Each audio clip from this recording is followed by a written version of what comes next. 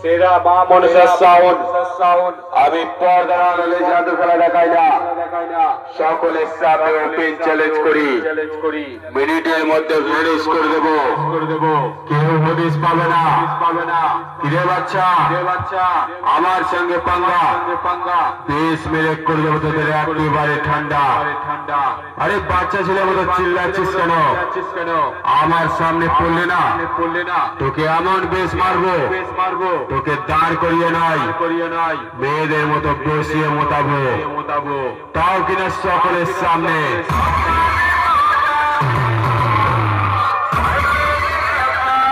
সেরা মা মনসা সাউন্ড